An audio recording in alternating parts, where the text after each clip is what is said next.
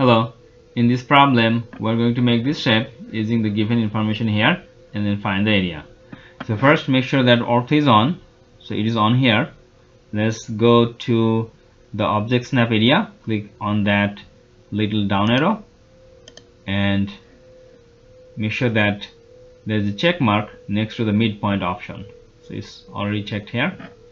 Now we're going to draw a line from this point to the left using the dimension of A, then move up using the dimension of B, and then move right. So we're going to draw these three lines. So let's click on the line tool, click anywhere on the screen, move left. A is 1.5, so type 1.5, press enter. Move up, type 2, press enter. Move right, type 1.5, press enter. Now right click, click cancel. Now click on the line tool again, and we're going to draw a line from this point using a dimension of C to the right. So click this point, move right, and the value of C is 1. So type 1, press enter. Now move up, and then another line using the same dimension as C equal to 1. So 1, press enter. Right click, cancel.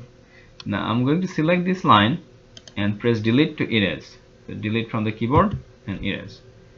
Now let's turn the ortho off for now. Let's click on the line tool, click this point and that point. Right click, cancel. Now I'm going to mirror everything on the left side of this vertical line on the right side. So click on that mirror tool and select everything. Actually, using this window selection, you can select those three lines and then you can select separately that inclined line. So select those four lines. Once they're done selecting, right click and then click the end points of this vertical line. So click that point, upper end, and then click the lower end, and then press enter.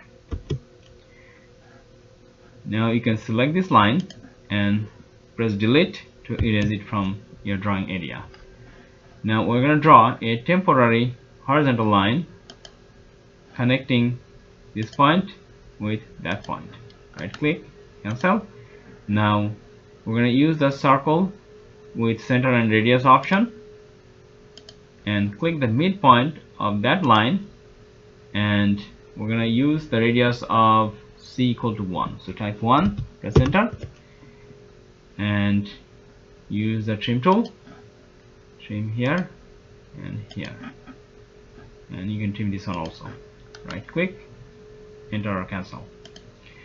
Now we're going to put a shade inside of this object. So click on the hatch, click inside, and we're done. Now if you need to change the setting, let's say your hatch pattern is something else, so you can click on the setting and change the pattern by simply click on that area, and you can select any pattern that you want. But for now we're going to use the solid pattern, and then we're going to use this cyan color.